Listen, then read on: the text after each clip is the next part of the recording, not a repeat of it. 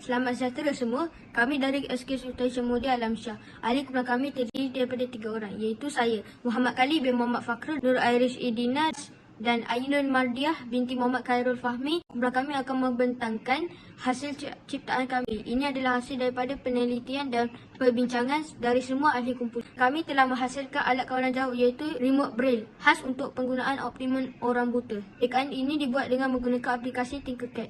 Dengan menggunakan aplikasi ini, kami dapat menambah baik rupa alat kawalan jauh braille dan membantu kami menghasilkan rupa prototip alat kawalan jauh untuk orang buta dalam waktu yang singkat. Boleh rujuk kepada slide.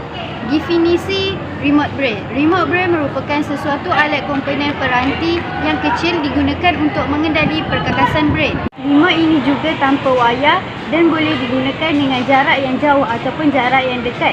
Alat sedemikian ditata butang pelbagai fungsi, lebih banyak menyelaras peranti dan fungsi utama perkakasan. Ia boleh dipegang dengan tangan serta dikuasai oleh bateri. Antara penyertaan masalah yang dihadapi oleh orang buta, yang pertama, tidak mesra pengguna untuk orang buta bermaksud. Orang buta yang menghadapi masalah untuk mengguna alat kawalan jauh yang berada di pasaran. Ini kerana kebanyakan alat kawalan jauh ini tiada bantuan tulisan braille untuk memudahkan penggunaan untuk orang buta. Yang kedua, tidak dapat membantu orang buta secara optimum.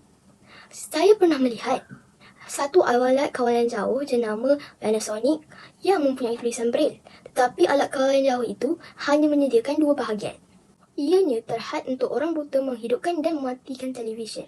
Yang ketiga, menimbulkan keresahan untuk orang buta. Apabila alat kawalan jauh tidak dapat digunakan secara optimum oleh orang buta.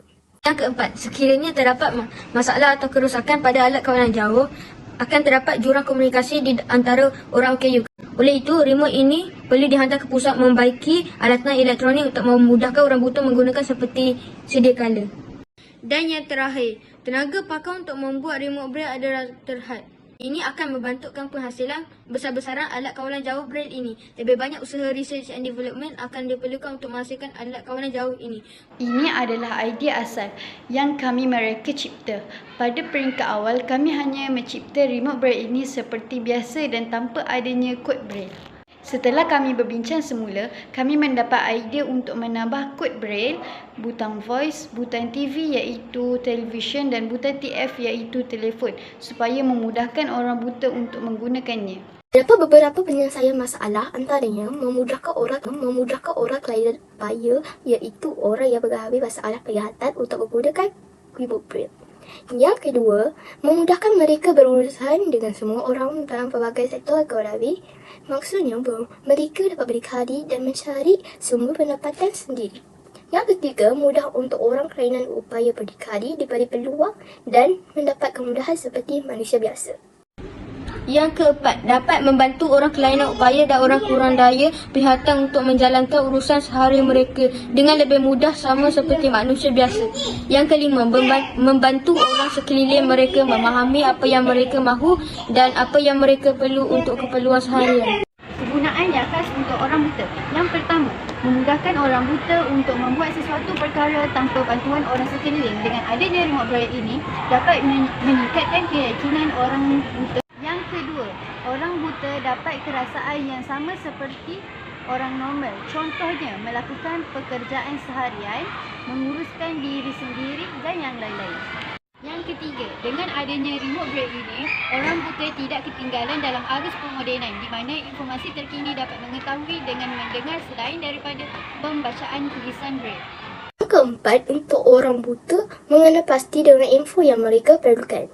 Yang kelima, remote braille boleh membantu orang awam yang memahami kehendak dan keperluan orang kurang. Ini adalah model 3D printing yang telah dicetak menggunakan 3D printing. Saiz yang telah dicetak hanyalah 8 mm, manakala saiz yang dicipta di dalam Tinkercad adalah berbeza iaitu ketinggian 136, lebar 23 dan panjang 80.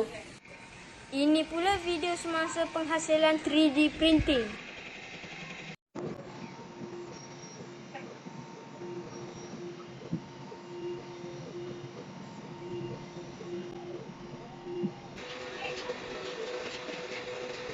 Ini adalah hasil inovasi di dalam Tinkercad.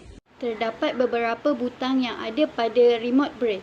Butang yang pertama, butang on atau off. Butang yang kedua ialah menu. Dan butang yang ketiga ialah settings. Butang yang keempat ialah help. Butang yang kelima ialah feedback. Butang yang keenam ialah answer. Butang yang ketujuh ialah quiz dan question. Butang yang ke-8 ialah SOS, iaitu untuk kecemasan. Terdapat 3 butang ekstra yang ada pada remote braille. Yang pertama, butang voice. Yang kedua, butang TV untuk television. Dan butang yang ketiga ialah TF untuk telefon. Sekian daripada kumpulan kami. Saya ingin Yang kedua, memudahkan mereka berurusan dengan semua orang dalam pelbagai sektor ekonomi. Maksudnya mereka dapat berkadi dan mencari sumber pendapatan sendiri.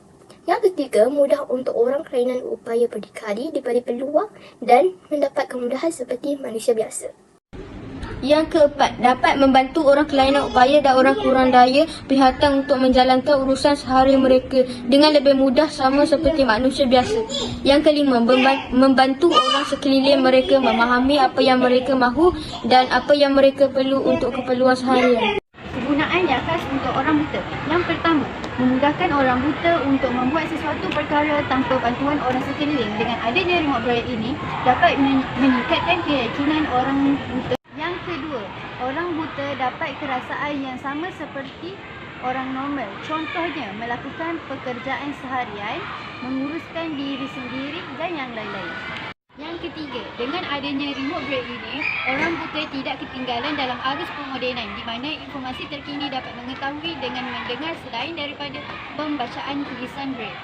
Yang keempat, untuk orang buta mengenal pasti dengan info yang mereka perlukan. Yang kelima, remote braille boleh membantu orang awam yang memahami kehendak dan keperluan orang kurang. Ini adalah model 3D printing yang telah dicetak menggunakan 3D printing.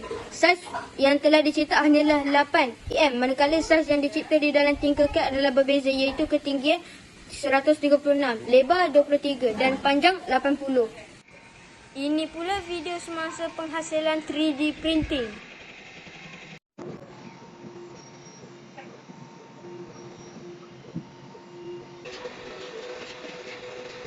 Ini adalah hasil inovasi di dalam Tinkercad. Terdapat beberapa butang yang ada pada remote braille. Butang yang pertama, butang on atau off. Butang yang kedua ialah menu. Dan butang yang ketiga ialah settings. Butang yang keempat ialah help. Butang yang kelima ialah feedback. Butang yang keenam ialah answer. Butang yang ketujuh ialah quiz dan question. Butang yang ke-8 ialah SOS, iaitu untuk kecemasan. Terdapat 3 butang ekstra yang ada pada remote braille. Yang pertama, butang voice. Yang kedua, butang TV untuk television. Dan butang yang ketiga ialah TF untuk telefon. Sekian daripada kumpulan kami. Saya ingin ucapkan ribuan terima kasih kepada cikgu dan kawan-kawan yang sudi mendengar pembincangan dari kumpulan kami. Sekian, terima kasih.